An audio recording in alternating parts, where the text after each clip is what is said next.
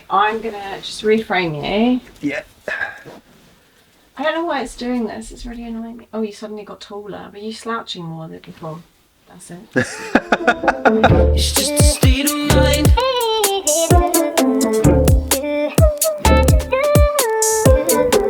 It's just a state of mind. I feel like we should start by talking about, like, from the beginning. I'm going to show the camera.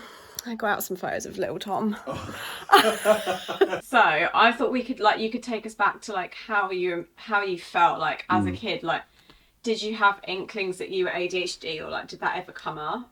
I definitely felt like there was something in there. Obviously, at the time, I didn't know what it was. And, I mean, this picture.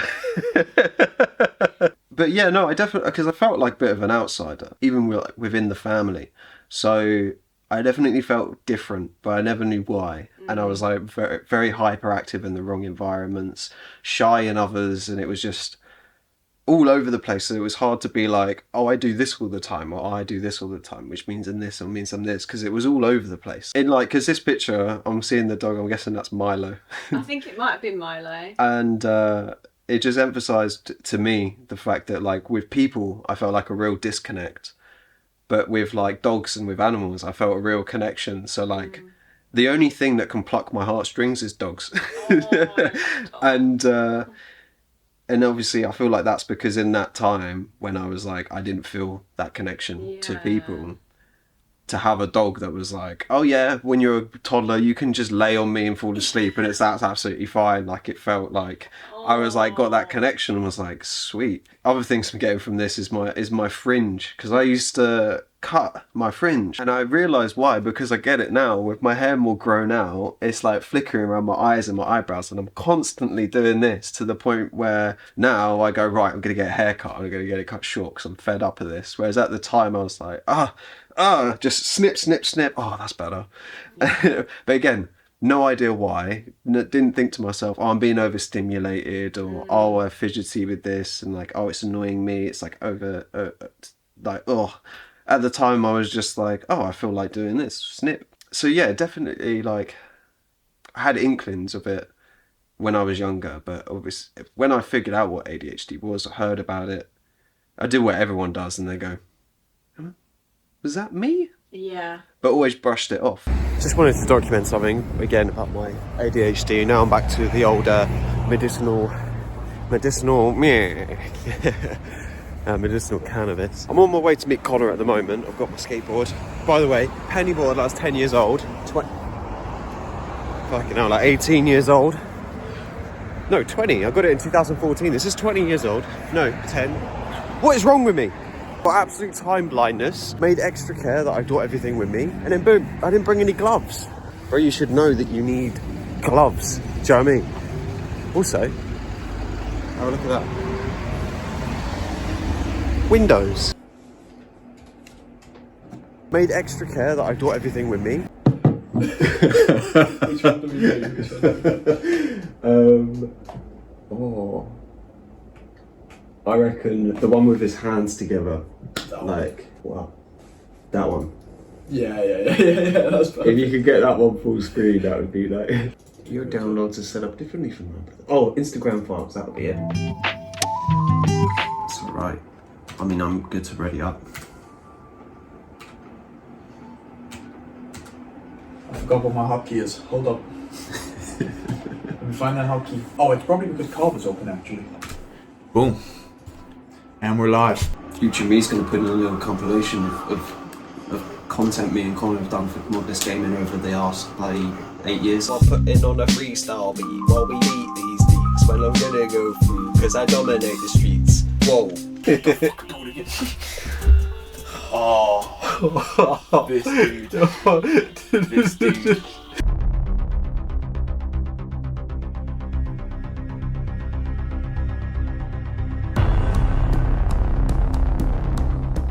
What have you done to the...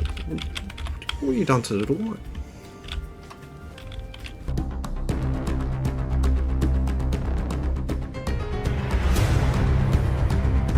So where are you, friends? Let's find you.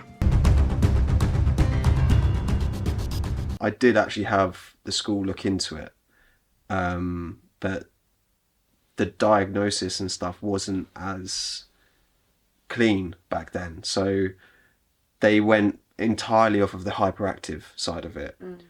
Unfocused hyperactive. Oh no, so like, yeah. Whereas there were so many deeper layers that they were like, oh, hang on a minute.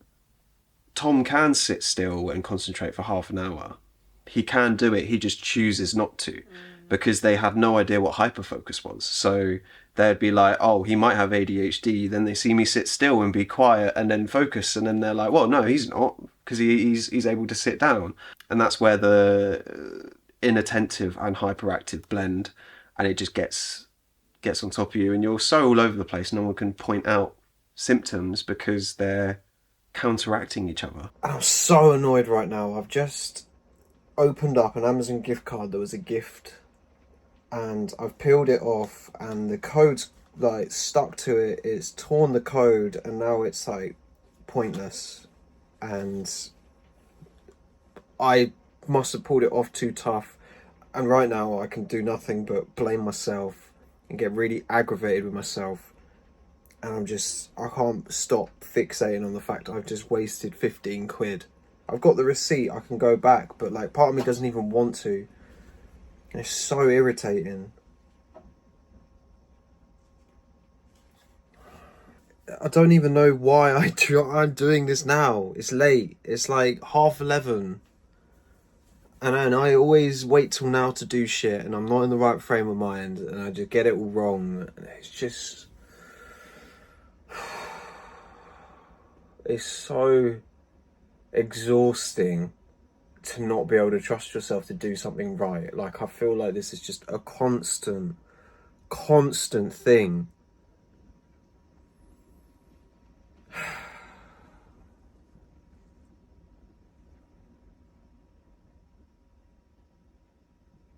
So in moments like these, it makes me feel like an actual idiot. Like, I feel like I can't do normal things like a person.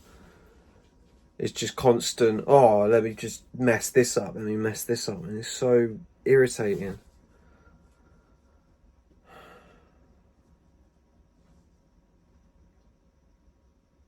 I want to note as well that I've just had like a really overwhelming urge to delete that footage and hide that experience. I just got a wave of anxiety of you know, the person who bought me the gift card finding out that I've done this. I don't want to seem weak-minded to people. I don't want to come across like I'm getting overly annoyed. It becomes like a real battle with your own mind, trying to navigate these feelings and be able to like not just open up about it, but be truthful with opening up and being yourself. Because I feel like I just went off the handle just then, and now I don't need to feel that way. But deep down, I know it is an issue for me. Okay, it's the next morning. Last night it was awful. Now, with any medication, you do get days where it's just a bit much. But with like mood regulation and everything like that, it can be difficult even with medication. Sometimes like people don't really understand that medication doesn't like permanently fix. It just makes it manageable within your day. So like it's not like you do it, oh my god, it's disappeared. It's do it, oh, executive function, amazing, yeah. But yeah, I just wanted to give some more context. Like today, I'm feeling a lot happier. I feel like I might have even needed that little ADHD breakdown just to sort of recalibrate after Christmas. But people don't really talk about the burnout. I mean, it's a very prominent part of it, but like the mental fatigue and trying to push through that is just detrimental. It's gonna cause yourself to have days on end when you can't do anything. Like I've freshly gotten up, I haven't done anything yet. Now I've literally got bedhead. All I've done is go downstairs and get a coffee. So it's, yeah. But today I've done a long release red. I'm meant to have 2 of these long release ones a day. They're meant to do one in the morning, one about midday, and then they last about 12 hours. So it should keep me going for the whole day. The shortage, it started like I was given this medication that worked and then made to ration it so soon. It's really detrimental to my mental health. I was in like started working, I got the medication, like diagnosis that one really annoying. I was frustrated at everything because I'm like, why did no one notice? Then you get medicated, it works for you. At first it's a bit of a rocky road because starting medication is always tough. It's basically the same as trying to wean yourself onto anything. It's just sort of, it's a tough process. But with this constant on-off availability, you can only get used to your medication. You never get a chance to be in it and to really get the benefits of it, because it has to be consistent. You have to have a slight tolerance with the right level that isn't too much to be able to get the full benefit. And it's just not conceivable because of all these shortages and stuff. Now with medical cannabis, it's a lot more accessible, but it's a lot more expensive. I feel like, you know, with the Concerta Ritalin aspect, it's only £20-30 a month for me anyway. And that's, you know, I have long release writs, 2 long release writs a day and 2 short release writs a day, and a month's worth is that much. So it's a lot more affordable, but the inaccessibility is just crazy. And since starting medical cannabis, first of all, I didn't realize how accessible medical cannabis was in the UK. Amazing, first and foremost, because let's be real, there's not a lot of access to medications that are actually fun. Fun's not the right word. So I'd have given it a bad name, but you know what I mean? Like, there's not a lot of pleasant medications. There's loads that have dire side effects. They usually only treat one thing and can cause other problems. Whereas it's nice to have something that is only good. I mean, you can get a bit paranoid if the wrong person, it can cause psychosis, schizophrenia, but those two aspects are very much monitored by unregulated quality stuff and unregulated amounts, which means, you know, people will buy in ridiculous amounts and doing it straight away. But it's an interesting one. But like I've said, enough yapping about my stuff. I've done a long release writ today, so I'm going to document stuff I do. I'll try and give you guys a good like insight into the difference, because you always see me, I mean not always, obviously, like I said, I was on Ritalin all the time before, but more in the recent months you would have seen me medicated with medical cannabis instead of this. So I wanted to get like a good juxtaposition between the two, so you really kind of see how it varies, how it affects me.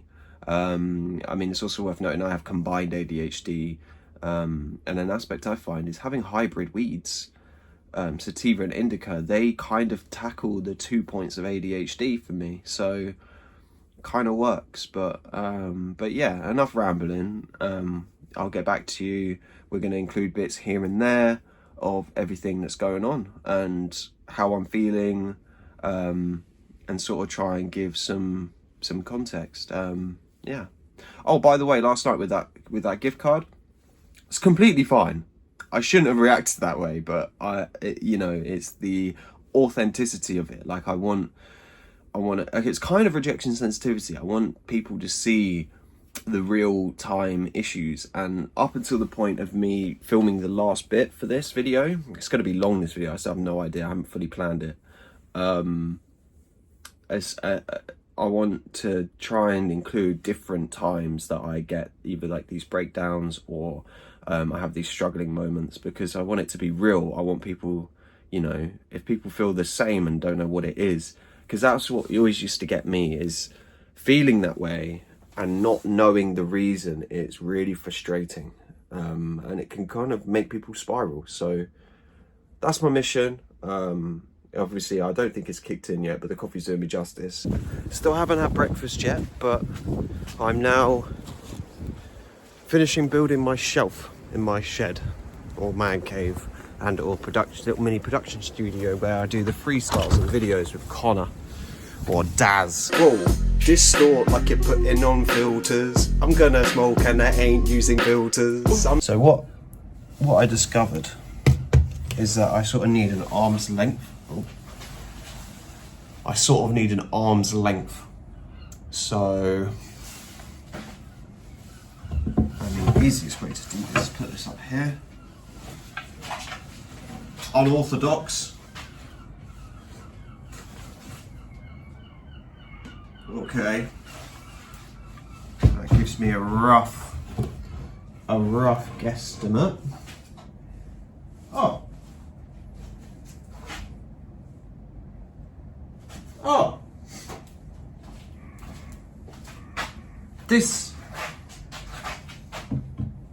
This plank of wood is literally the exact size I need. Well, would you look at that? Alright, cool. Cool. That just saved... Oh, a bit of dust kicked up there. Alright. There's another little ADHD bit right there. I'd love to slow-mo it and see what I actually did in that moment. My hair's a mess too. Bearing in mind, I've literally gotten up. I haven't even eaten. I'm just doing this straight away. Before, I just had this this plank that I just took away on here, which is a desk. So literally before, I couldn't put my legs under it. Let me show you. Couldn't put my legs under it because that was in the way. And I have a bad shoulder, so couldn't have helped that. But what we're gonna do, actually, wait a minute. There's a lot of stuff on here for me moving it. Okay, I might have to disassemble a bit more. But our plan is, I'm gonna swift this round after I've attached this here. So the plan is, because this is a little bit thicker, so I'm gonna hold it in line like that, screw it in, and then I've got a new platform, and then I've even got a mini platform up here. It's a mini shelf. I just need to make sure that that is straight as well. It looks pretty straight to me. I know that. Oh, hang on. Yeah. So that's the plan.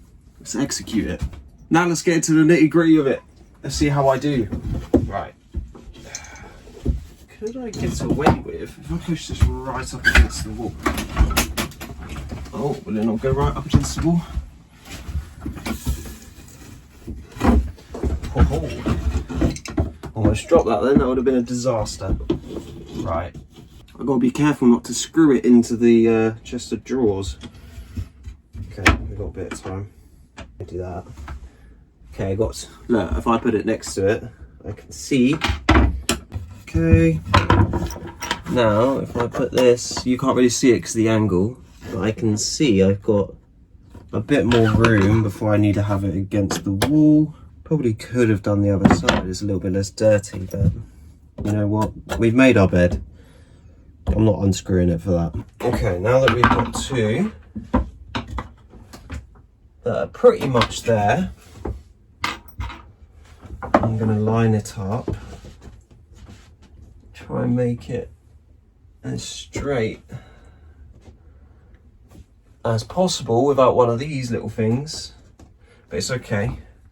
So I have quite a good thing there. I've been wanting to do this for months, for absolute months.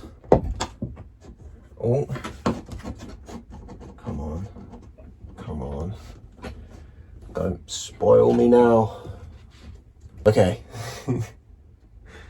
This is where I would possibly need another person or a tool.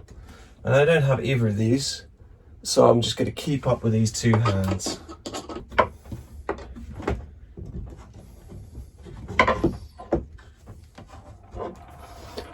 Okay, now that's got the support, enough for me to drive this one in.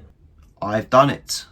It's a very mild version, but it's enough to hold a good bit of weight. So now I can remove this and actually get some leg space. And there we have it. I still need to move that all the way, but the desired leg space is here. Lovely. Now it's time to finally eat breakfast. I think it's 1 p.m. Classic. Just check the time, it's actually 2 p.m. Okay, we're back in. Now, I've done that. I've done the desk and stuff. I've eaten, I've showered, I've done everything like that. It's been a little while. I finished all that other stuff I was talking about. Now I'm loading up my upstairs PC, where I normally do my reactions. So I'm going to do a reaction now. I'm pretty sure I had one ready, so I'll get that up and then give you a little insight to how I make my videos. This is my monetized form of content. So, that reminds me, I need to do the YouTube tax form so I can actually get my money. But yeah, so usually I just set up OBS, get it going on here, record it, take it downstairs, edit it on my laptop in my shed, because the laptop's got a bit faster processing, whereas the actual setup here is a bit nicer. So that's usually how I do it. I just need to check what what I was going to react to on my notes on my phone, and then I'm going to record, let you see a bit from this angle, and then let you see what it looks like, you know, externally, when I do these reactions. So sometimes I forget if I've actually pressed record or not.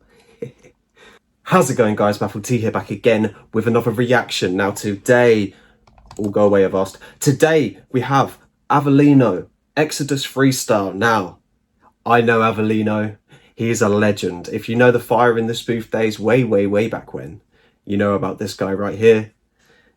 Today, we're checking out a freestyle from him. Now, there's one thing I know about Avellino here. He always has bars. Been meaning to do this. Gotta have some words with meaning to do this. Alright. Words with meaning to do this, come on. Yeah. Yeah? Going through the mind. Oh. Ah! Why do my headphones always do that? They always interrupt the audio. Just as he was cooking. Alright, listen. Come on. Yeah. Going through the minor details of some major plans. Planet of the Gates, just spent a monkey on my shades. Now all I see is a king. Oh!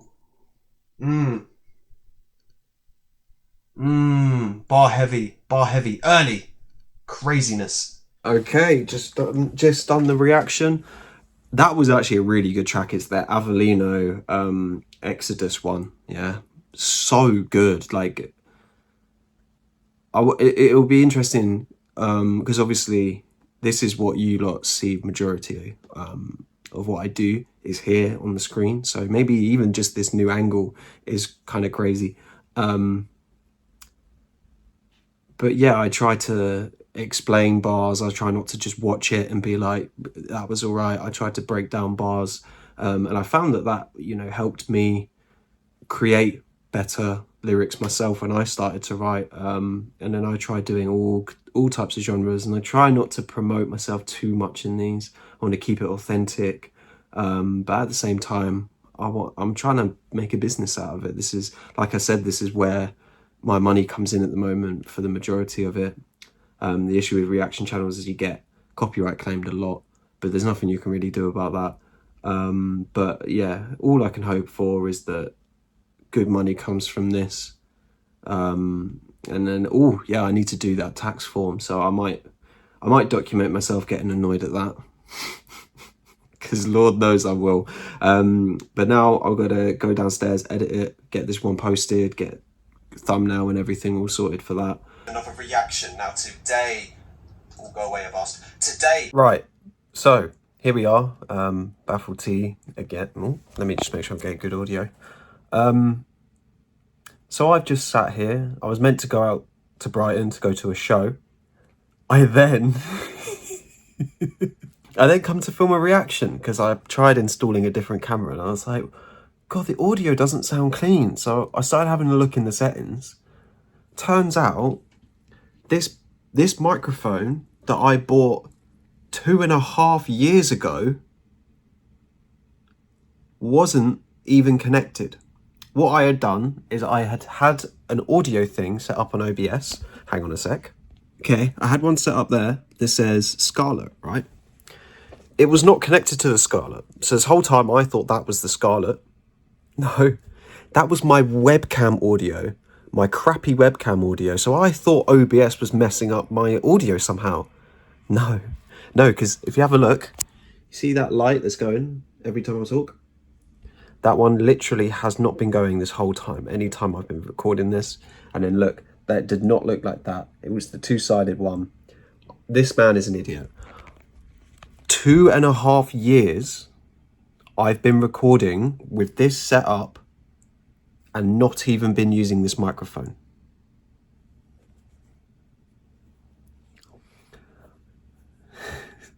I mean, sometimes I can laugh about it, but I recorded, what, maybe 1 or 2 songs in here with this mic on Fruity Loops. I changed it on the audio settings to make sure everything was fine. It said apps may have their own settings. So I went into OBS and did it. So for 2 years, I could have had way better audio in all of my best recorded videos. And I didn't. And I can literally adjust my voice as such with all this. I just haven't been using this whole thing. I actually can't believe it. Gotta listen to this one, my God.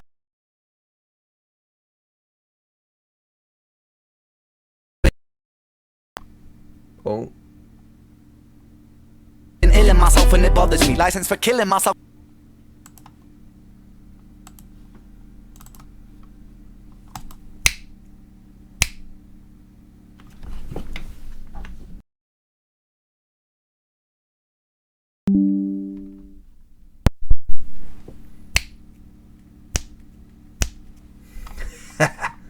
Caught you, you fucker.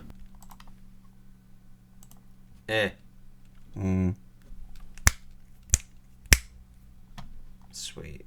Okay, so after a very stressful hour and a half, I feel like I've done my tax form. America, why are you making it so difficult? I'm not even a citizen. Alright, craziness. I need to check with my buddy George that I've done it all right. As in, like, I've put the information right, but as in, like, I might need to do something. I don't trust myself. Classic ADHD here. Don't trust myself with it. But should all be good.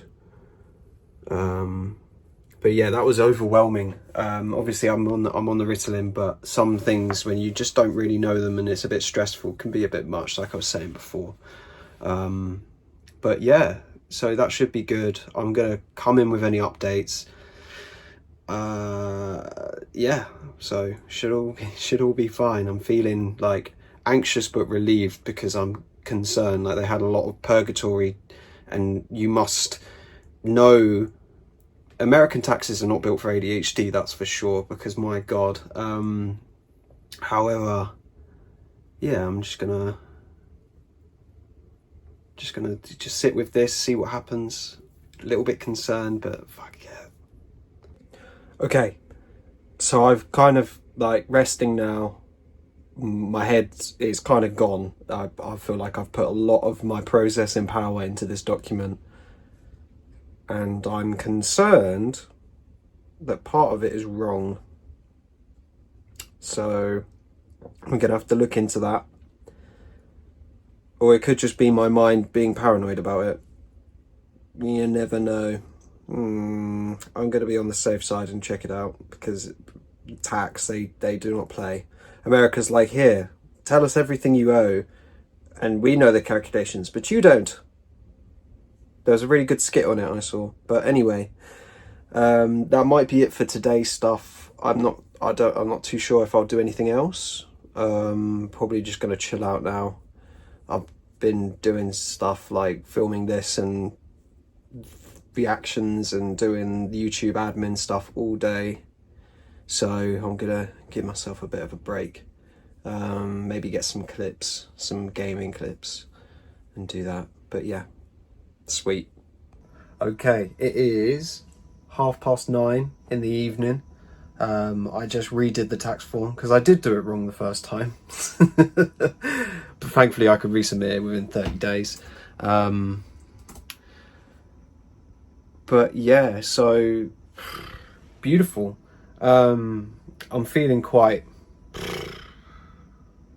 relaxed, burnt out now.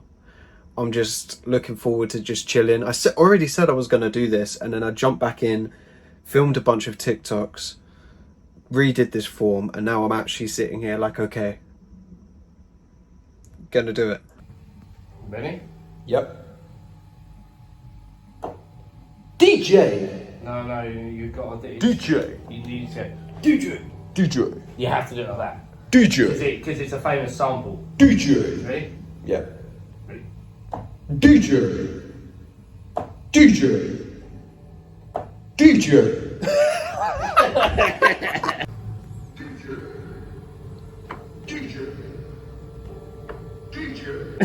The thing that I remember it playing out in a way was like you with your trains. Oh yeah. And you basically, I couldn't find a photo of that, but I'm sure there's a photo somewhere that we can like put in post. But, Yeah. like, you would just have handfuls of trains and he would not let these trains go. They were like his pride and joy. When you look back, is that like part of it? Like this hyperfixation? Your wellies as well. You used to sleep with your wellies on. And I thought it was really sweet. And there was not like there's ways that it played out as a kid that I saw at the time, and I thought that's different to how I behave, but it wasn't like a bad thing. It was just like a Tom thing. Is there anything that was like that you remember playing out that wasn't necessarily like negative, but it was just like, this is just something that I do, and you were like, this makes sense to me, but actually looking back you're like, that was my ADHD. Like small forgetful things. Like I remember there was times where I'd be fully convinced one of John's toys were my toys. Yeah. And then thinking back, I'm like, was that actually my toy? Or did I play with it once and see John playing with it and go, hang on a minute, is that my toy? That needs to be my toy. There's a lot of arguments between the two brothers early on in childhood. I don't know, like dropping coins, like the classic losing money when I'm sitting there with it in my hand and then being like, oh, I've lost money. Oh, that's just Tom losing his pocket change. Where now I'm thinking, I'm like, oh no, that's me really trying to focus on not losing it. And then a butterfly goes past. I go, oh, hello. What's that? And then I look down again and go, where's that penny just gone? Honestly. I just had it. Yeah, I definitely picked up on that. And I think that I remember you just being really like creative as a kid, and like you'd have moments of being quiet and like you were so cute as a kid. Like you were just like the sweetest little boy. Like honestly, like still my little brother to this day. But like he would have moments, you'd have moments of being like really shy, or like if there was a lot of people in a room, you would often like disappear, and I'd find you like under a table playing. Like it wasn't anything sinister, it was just like he'd find a quiet corner and then sit there. Like I remember you quite often doing that, or like I'd find you up in your room. There was also once that you fell asleep in the toy. Yeah, I remember that. I was about to bring that one up, yeah. Of just like hiding in my toy. And mum was like, where's Tom? And she was really stressing, and you were literally asleep in this toy. And I feel like it was like that cozy, like you used to find little cozy places if you felt overwhelmed. Do you remember feeling like that? I do remember feeling overwhelmed, and I remember feeling withdrawn. There's a picture of me in play school, and I actually remember this picture being taken, surprisingly, because I was playing on my own, and then the photographer came up and he kneeled down and he just said, "Oh, smile for a picture," or he said something. Yeah. And then, because I was in a state of hyperfocus, so I remember playing with like, I think it was like a train or something. He's done that, and there was like a slight moment where I was like, oh, he's gonna interrupt me. He's gonna ask. I'm playing. I want to play, and he said, "Smile," and I literally just looked at the camera like this, looked back down and carried on, and that picture was framed in our house at the stairs for like years. I'm seeing my clothes. Yeah. So obviously, and in a lot of these pictures I wouldn't have been able to like dress myself and stuff like that. But I'm noticing very bold colours. Yes. And obviously being like colourblind and stuff, I never knew like what some colours were, the depths of whatever, and getting confused between my blues and purples and other stuff like that. But also not really explaining that to people. Like teacher getting in trouble for having to go at me picking the wrong colour books and stuff like that. And it's like, I was a mischievous kid, so she thought I was just messing about. And I didn't have the heart to be like, no, I actually can't see. I actually can't see those things. And in like those moments where like it became like overwhelming, I collapsed in, because I could have easily, she could have gone, why have you done this? And I got, oh, and then said I thought they were the right coloured books, like I didn't mean anything by it and stuff. But in that moment, it was like, you've done wrong, like criticism, rather than hearing a question. And then obviously that made me shut down, and then she'd gone, oh, he's just messing about, tell him off again. So like that sort of routine can like make you like sort of spiral into like I remember there was a big section of school where I did completely withdraw, because I felt like every time I didn't withdraw and was like my authentic self, it was like, oh, the trouble hammer's coming down, and like, Tom, you're in trouble now. So I was always like, just yeah, I'll get through this, I won't remember any of it, but I'll get through it, end of the lesson, sweet, I'm out of here. And yeah, so it was being like with like the color blindness and like sort of not being authentic, feeling like I can't be authentic, is definitely prime in that sort of time.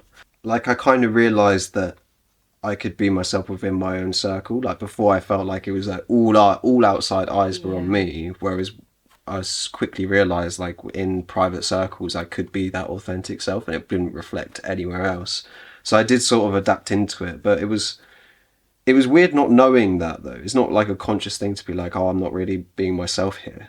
It's like holding up a mask and then wondering why you're tired when all you've done is go to the cinema with your mates. One thing I'm noticing about these pictures is, we were saying about withdrawing and stuff, is I am in the background. Like I'm sitting behind you and John in a lot of these. Yeah. Like in this one, sitting in the background. Get that on there. Yeah. Same in this one, sitting in the background. But on this one, I am proper dripped out. I've got my blue shorts and my red shirt on. Yeah, let's be real. You were drippy. I'm also noticing that I am playing with something in every single photo. So with this one, I'm stroking the dog. Yeah. This one I have is that a kazoo? I have the thing in my mouth. Oh my god, you when do. Everyone's holding the birthday cake, and I'm I'm standing there like this with the thing out of my mouth. That is more accurate to now. This is a question that I'm really interested in, because I don't have ADHD. At least I don't think I do. Is what's the difference between a hyperfixation and just something that you're really passionate about? So the classic case is like, a lot of people get a paycheck, then they see something cool on a reel, and they go, oh my god, that's absolutely amazing, I'm gonna do that. I'm gonna get one, I'm gonna master it, I'm gonna be great at it. And then they're bored of the idea before the Amazon parcels even arrive. Woken up the next day, done something new with that day, maybe even got a new hyperfocus where you're like, oh, that's quite cool, I'd like to do something like that. Whereas something that you're passionate about always comes back. So like I get hyperfixated on content creation. Yeah. So I'll spend like a week where I'm just making multiple videos a day. It's all I'm doing. I'll be up till 2 a.m. making those videos. And then the next day I'll wake up. I'll still be making the same videos, but it will be of a different genre. Or I'll be doing a gaming video with Connor, or I'll be doing other stuff. So the difference is I'll get like I have a passion for content creation, but I get hyper focused on what type of content at a time, and that's always changing. So it's kind of like a way I've tricked myself into staying on track, because you sort of lean in and out of your motivation of your passion, because your hyperfixations are diverting you elsewhere.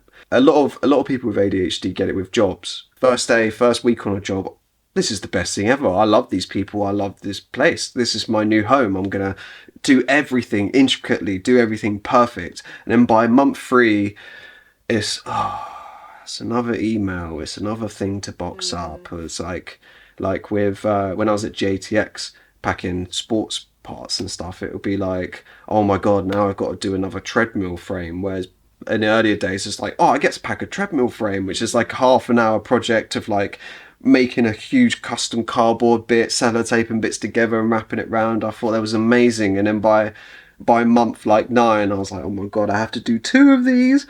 Why am I here? And when I'm doing that, my content's going downhill because I'm more focused on that, tired when I get home, whatever the reason. And then as my motivation at work starts going down, the motivation for content starts going up again. So no matter where my content diverts, you go back to your main source, your main passion. So you can like zigzag out of it. Yeah. It's like a pinball machine. Like, yeah, you deviate sometimes. So your focus is doing this, and your passion is you losing, and you've just got these little hyper-focused little pingers that are sending you back in all sorts of directions, and you're going dig dig dig, and then every now and then you'll fall back in, and then you're just in that spot like, yes, back into the passion. Would you say that you're like, because I relate to some of what you said, like I've started a job and then by like a year in you have like a plateau of like, I'm not really into this anymore. Would you say with ADHD it's like a quicker turnaround, that like the next day you're like 3 months is very much the time frame. Like it depends on the job obviously, but the more tedious the job is, the earlier that will be. And I feel like, I mean, I could be ignorant in saying this, but like a difference within autism and ADHD would be like, for autism, if you're not in a good position for yourself, you know it straight away, and your brain is telling you, I can't do this, I don't want to do this, I'm going to get out. Whereas the difference is with ADHD, you can find yourself fully diving into something that you don't like, but at the time you're like, the routine of this, the sort of the dopamine hit from just something new at the same time is making you go, oh, I like this. And you trick yourself into it. Not trick yourself, that's a weird way of putting it, but your mind goes like, yeah, this is amazing, there's dopamine in this, just go, go, go. And then that can wear off quite quick. If you could describe what ADHD feels in like one word, what would that word be? I would say for my ADHD, combined ADHD, I'd say erratic. And it's because every emotion, every move feels like lottery. Like, I don't know how I'm going to be feeling at the end of my 10-minute walk. I don't know how the same interaction is going to affect me on a different day. So there is really like, someone can say something that is genuinely hurtful and I can laugh it off and be like, whatever. And then someone that's really close to me can say something with a slightly weird tone and I think it's the end of the world. There's no book, there's no guide to be like, right, if you do this, it's going to be like this, do that. There's ways to combat when you've gone that way, but that's all you could do, is just all contingency. Falling into this thought cycle of like, I don't know, kind of like just general rejection sensitivity of like thinking in deep of what like friends or certain people have said and sort of getting in my head about it. And even though I know my mind is just telling me it's worse than it is, and in literally maybe like 5 or 6 hours I'm going to look back and be like, yeah, no, I was just having that, and I know that, but doesn't stop it happening. The weird bit is like when you just get diagnosed, I was diagnosed at 25, when you first get diagnosed and you finally can identify symptoms, like you get like, this would happen to me, and all of a sudden I'll go, oh, okay, yeah, I remember that, I know what that is, and then still not being able to like pull yourself out of it with the knowledge of it being like, I know this isn't real. It's a really weird thing to like explain and to comprehend, because why can't, like, I know, but it doesn't stop it. So odd. But yeah, it's got me feeling really lethargic and just kind of today. But I'm going to try and pull through and still get some media stuff out, whatever that may be. I always have like 2 or 3 contingencies where I'm like, worst case scenario, this will happen. So then I know of multiple variations, because it does put me off going in and getting thrown off by a reaction that's no one's fault but my own, and not even my own fault, just my body being like, well, this is horrible, can completely change. And so having someone like, even though I know in my own mind, I'm like, they didn't mean that, or even if I'm like, someone did mean that and I won't even care in that moment, there's just no linear way to deal with it. And so when you don't know what that is as well, it can be really frustrating because you're trying to find it in other stuff. So it can get really like confusing, jumbled, and like, you know, there's symptoms of anxiety and depression within ADHD. Yeah. So someone can be diagnosed with depression, but they only went and saw a doctor in that part of their mental health was flaring up. Whereas if like when I said I was when the school like tested me, I was in the hyper-focus point of being like, right, what do I need to do? I can do it now. What do you want from me? I'm motivated, let's do it. If they did it the next day, and that was a day where I couldn't really focus, my mind was elsewhere, they would have been like, oh yeah, this boy, he has ADHD. So you never know what you're going to get. Like, yeah, erratic. Yeah, and it drives, like, there's this weird concept where people with ADHD love routine, but then they also thrive in impulsivity. You can just get lost in it, and then it's so easy, especially when looking in yourself, to be like, no, I'm not looking in anymore. I'm just gonna wing it. Yeah. Wing it and get on with it. So it's tough. It is tough. What do you think ADHD has unlocked in your personality that might not have been unlocked if you didn't have it?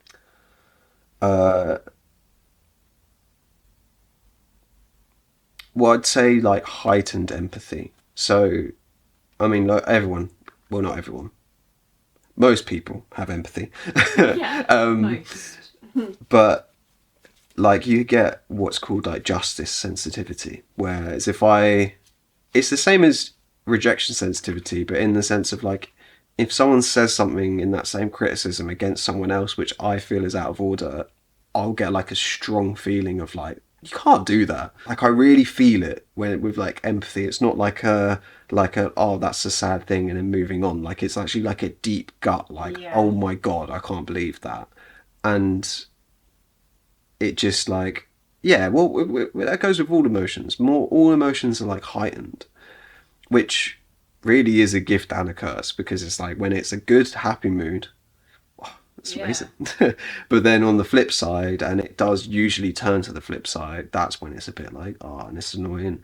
But then the more emotional regulation medications come in handy with that. But yeah, it's just feeling everything a lot more. Yeah. Is a bit like, yeah, it's very hit and miss.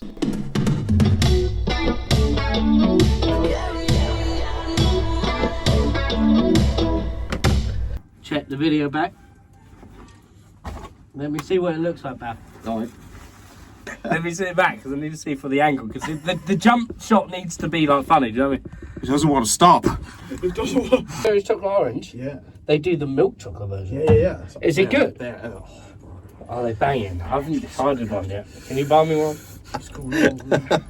Stop interrupting All my right. game of Clash. Sound like we're really discussing as well. Wait, I need to shuffle back a little bit. Yeah. Here we go. Okay, we're starting now, ready? Sound like we're really discussing. Let's see a bit about this one. Yeah, you feeling that? You good with that? I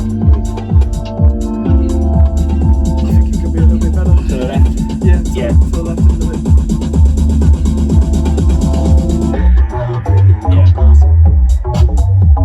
Yeah, that's good.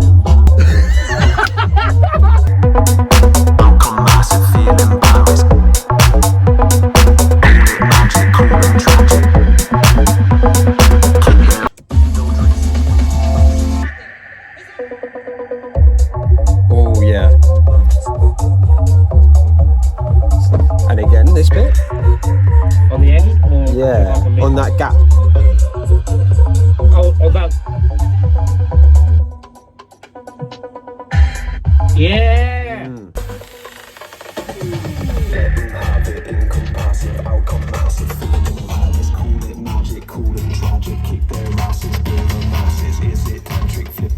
Come on, play play that in. That was nice. Play that in. Hang on. Keep that chord. Yeah, Remember that. one. Keep on the position. Play that in. Down. 1, 2, 3. Play it.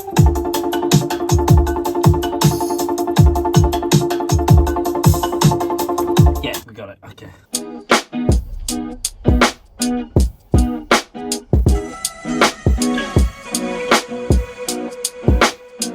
Right, so we've arrived here in London. Me and Rick are in, where are we? Charing Cross, and we're going to try and find Batman Unmasked. We're going to have a little butchie around there. And yeah, I mean, it's worth noting as well, today we are greenly medicated, wink wink. Going to do a comparison of me with Ritalin, obviously ADHD. I want to try and do something with that as well, show you guys the difference. We just stopped off for a little cheeky drink in the only dead pub in London. Literally the only one. Obviously going Batman Unmasked, we had a birch. And the geezer, they were searching bags, and obviously my medicinal is probably not going to be accepted. Our CBA to explain that it's legal and it's fine. Cure Relief, shout out them, but just got a luggage storage unit for £5 and then just left all my stuff there, so it's easier anyway. But you know, it's peak. It's so annoying though. I wish I could just walk into anywhere knowing it's fine. You know, I still don't take it on transport because there's just no point. I feel like no matter where I go, they'll just stop me. And kind of like an airport with, what is it, with like security with guns coming up me, like, why have you got that, mate? Oh, I'd rather not. I'd rather just pick up some instant release writs and use those instead.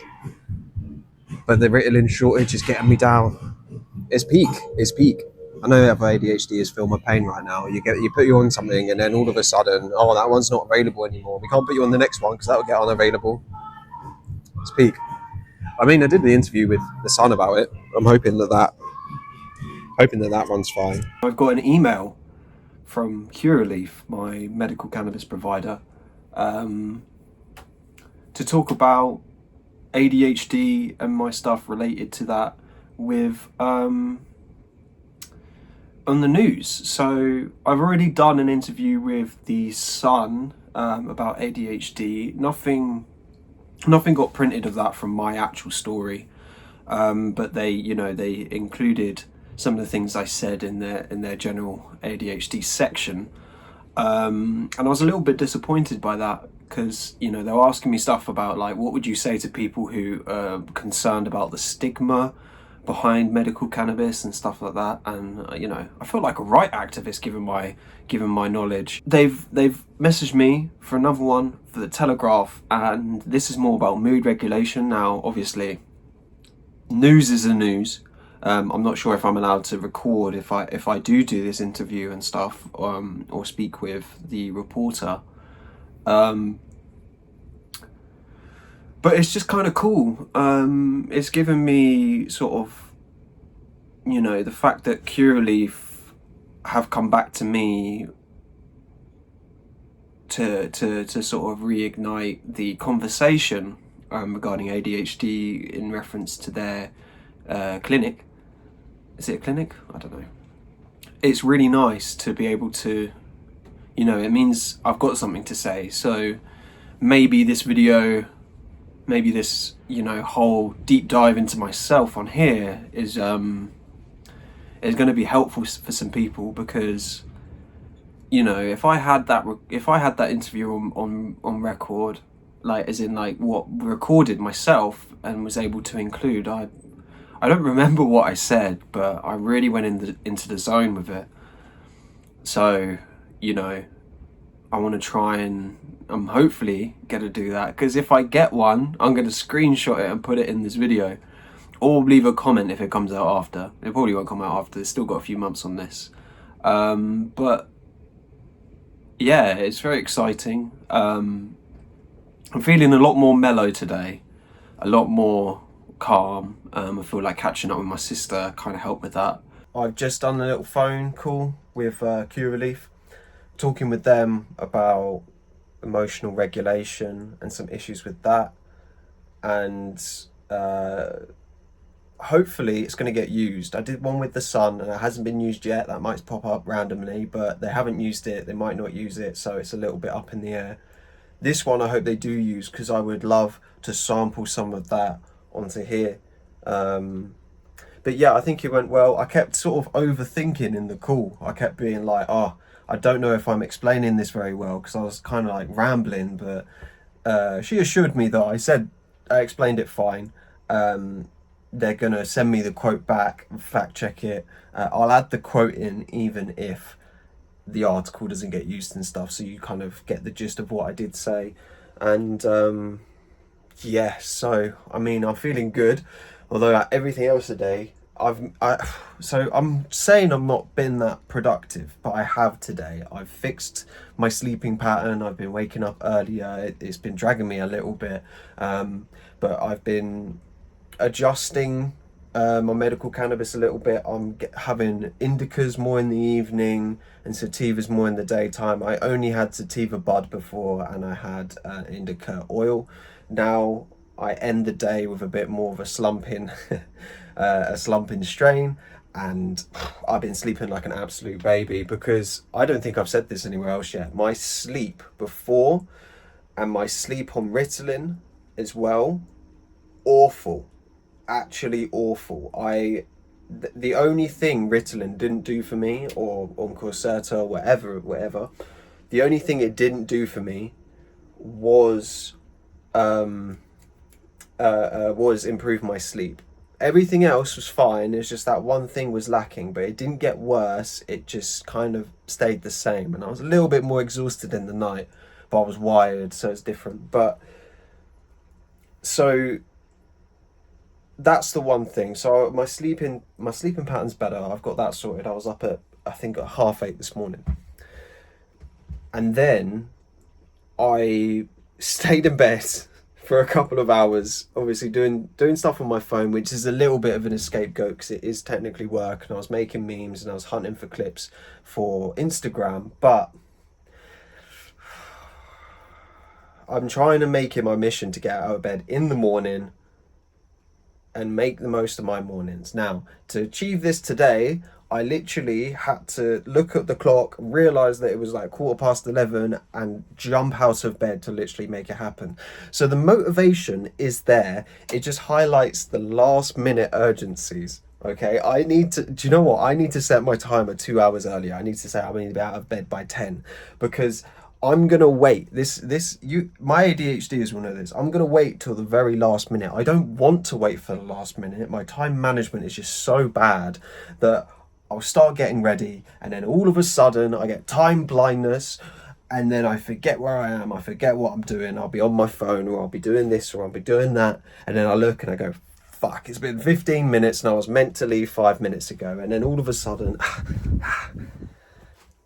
so, cool, I went on a proper little ramble there. I hit my hyperfocus. Screw it. I'll get in the news another way. You know what I mean? So that's a short film with Isaac HP. Your boy is trying to get there. I won't make it. All right, so we just figured out it's 2, not half 2, so we're going to down our drinks and we're going to get going. Isn't that right, Rick? Okay. Thank you. Thank you. Hopefully they're still okay with it. I hope so too. Again. You ain't got the money to pay again.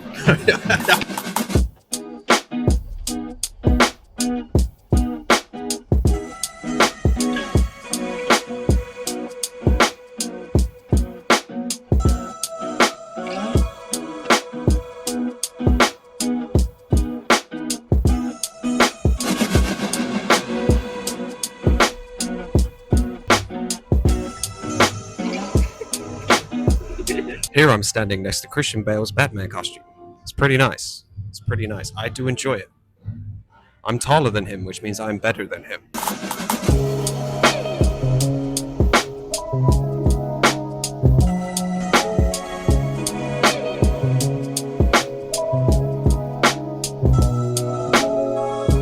This is me next to life-size Margaret Robbie costume. Nice.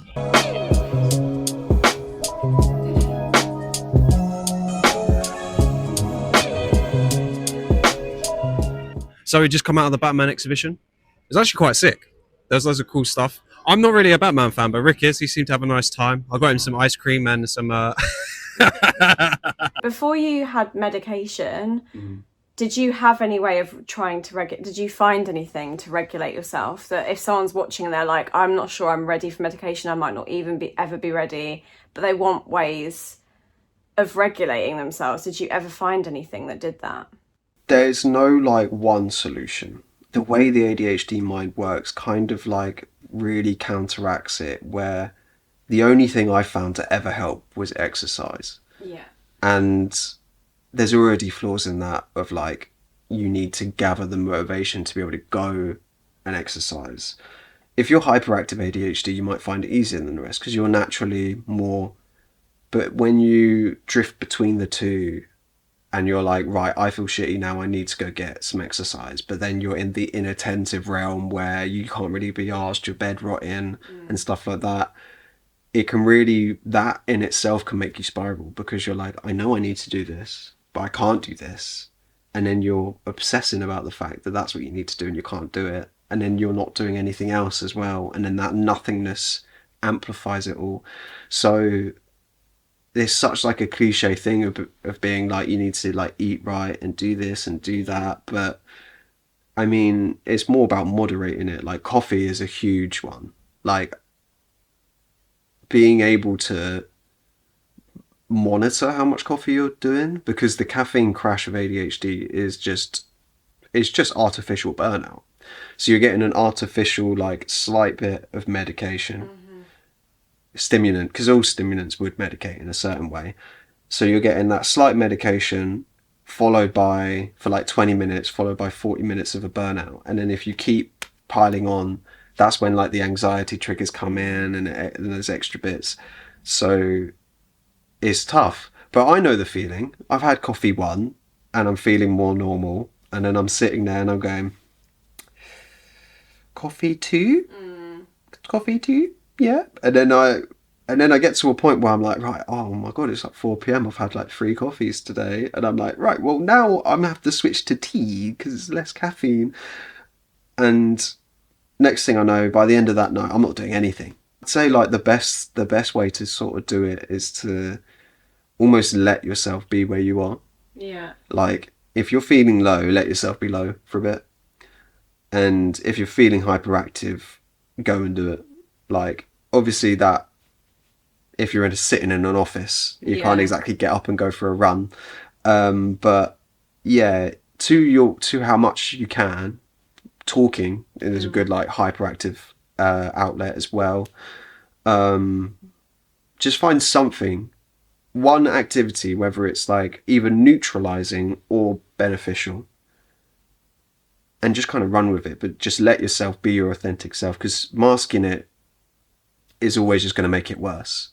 And although we all adapt with the mask on and there's situations when you need that mask, give yourself an open space where you can be like, right, shut door, I'm just going to be me, whether that's cartwheels up the walls, bed rotting with a bit of TikTok. Yeah. Just let yourself be for a little bit with no consequences. Don't be like, don't downgrade what you're doing and be like, oh, I'm such an idiot for doing this, I'm wasting my time. You're not wasting your time, you're giving yourself more time later by sacrificing a bit of time now, rather than doubling down and getting no time for double the time. Yeah. So it's just a way of getting yourself around it. Was there ever a time in your journey where you felt like misunderstood with your ADHD? Definitely diagnosis, because I just felt really, really mad, because I was like, I've sat with this person for half an hour and they've gone, yeah, every part of this, you've got combined ADHD, you show loads of symptoms on both sides, sweet. And then I'm just thinking of like all the teachers that either worked with ADHD or just were aware of it just from like teacher meetings and stuff like that. Never thought twice. Never like looked at me and went, maybe he's ADHD. Because I know they did test me and stuff. They did do extra stuff to help me concentrate. But they just thought it was like just your standard learning disability, like dyslexia or something like that, which is like, it's not to sort of dismiss that, but there's so many different things that ADHD people need to be able to learn properly. And like there's loads of things. Like if I knew that I needed to be medicated and I had access to medication, I would have been way more likely to go to uni, or I would have been way more likely to do the extra things in school, like go to certain clubs or playing certain sports. There's a lot of things where I'm like, being medicated, I have the confidence to either interact with people or get the executive function to do stuff. I just think of so many things that I withdrew from, being like, I wouldn't have withdrawn if I knew this. Like, it's really like daunting. And I even had like a bit of anger towards like family and stuff, to be like, how come none of you even noticed? And and so it can be like, I now know, I'm like, look, it's such a complex thing that like I see stuff in people where I'm like, you could potentially have it. But even I know, I'm like, it could just be 1 or 2 symptoms and they might not have it. They might just be on an off day. They might have had too much caffeine this morning. So, like, I now, like, thinking logically about it, I'm like, yes, I understand it. It's such a hard thing, such a complex thing you couldn't have known. But it was so angry at the time to be like, look, 25 years I could have had extra help. Like, all the jobs that fired me for reasons that in turn were just ADHD. Jobs being confused about why the first couple of weeks I was really good and then all of a sudden I can't do it anymore.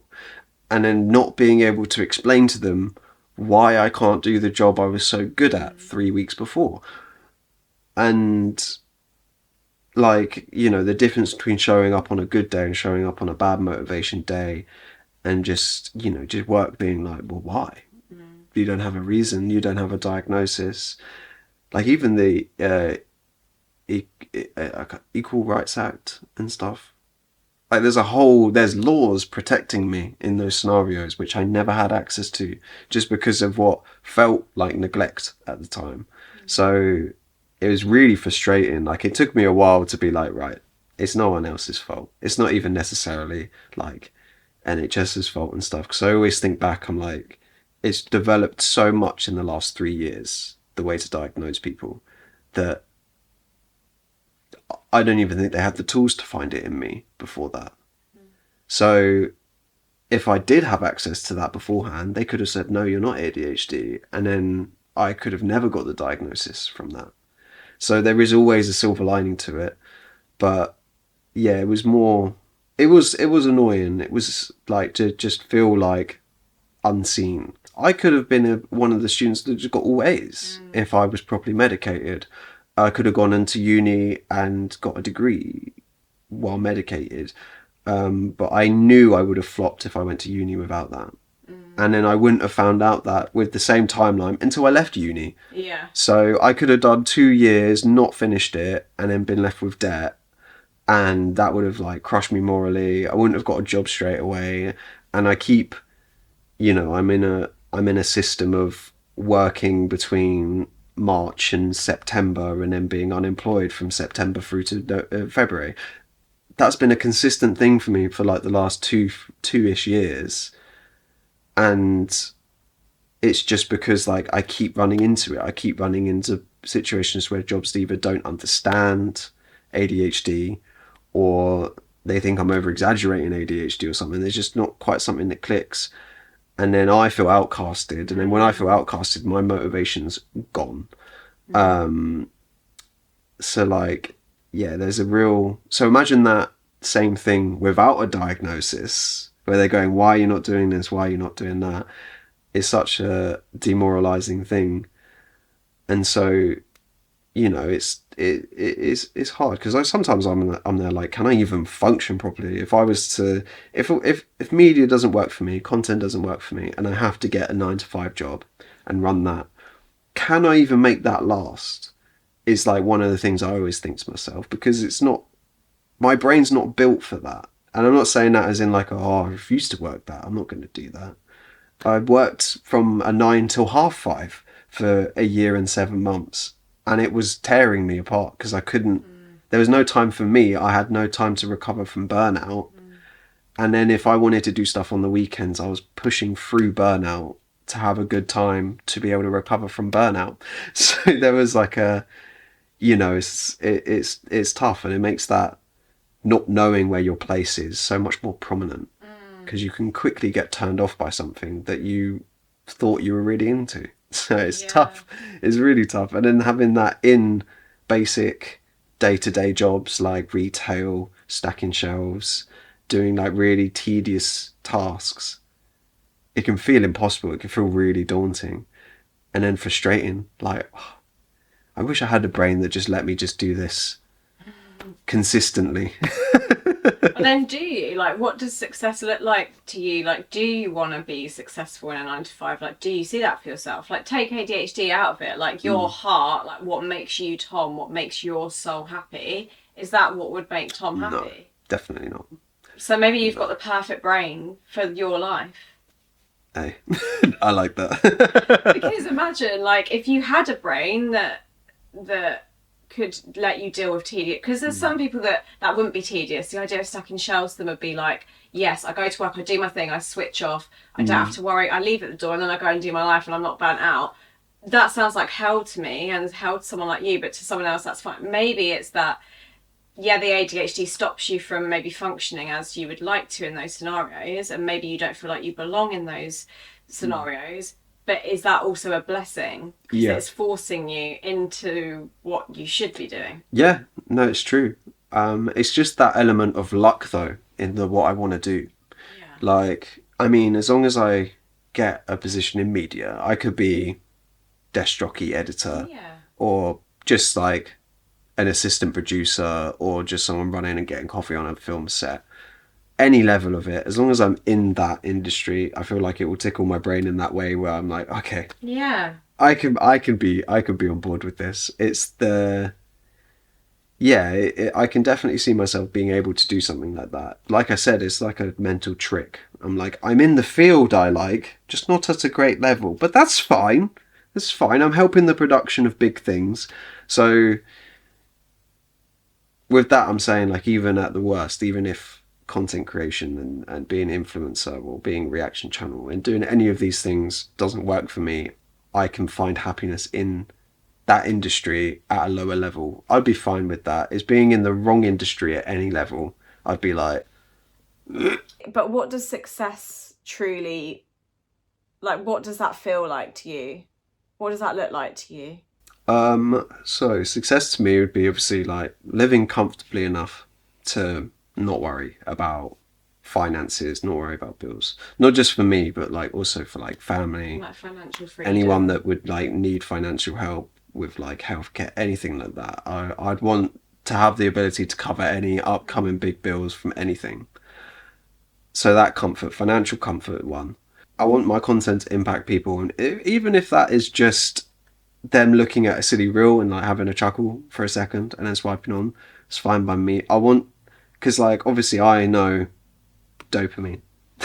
I want to provide dopamine for people because obviously it's what I seek. So if my content can be a source of dopamine for someone, amazing.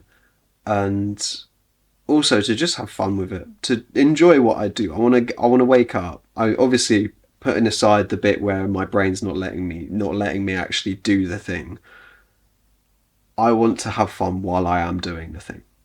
Like I want to provide like the opportunity for people close to me to do the same. Like I would offer the same to like Connor, the same to Rick. I'd be like, look, if you want like a week's job on this project and get like this much pay, join in. If you don't want that and you want to do your own things, like continue with that, but the offer for work is always here.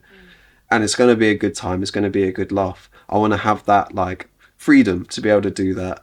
And and my own production company, that's where I would see success, where I can then, if content around me stops working at any point, all the money is in there and we can then produce other things, and I can like, step in and produce an animated series or help produce a film and do like some Stan Lee cameos in it while I'm in the background as an old man like, hello everyone, I'm the owner. And just like stuff like that, because I would really like to have a production company, which is what the whole like Modest Productions kind of is, and like making the Rick stock and like even being in Vindication Swim and like the short films and stuff, seeing how it's made, I'm like, I'd just love to do that. I really like feel in my in my zone, in that getting like giddy when I'm at work. It's the main thing. Like, I don't want to get giddy from the work, not from what's happening. Like, you can get giddy at work chatting to your friend. It's like, I want the actual work to make me giddy. I want to have bloopers of me trying to do lines where everyone's laughing and being like, all right, come on now, let's get this take. I want to be doing that. So that's what success would look like for me, all those three. I can't wait to see it happen. I've spent the last few days obsessing over Minecraft with Toy Queens and Connor. And today I've been messing about with my boy Pops here.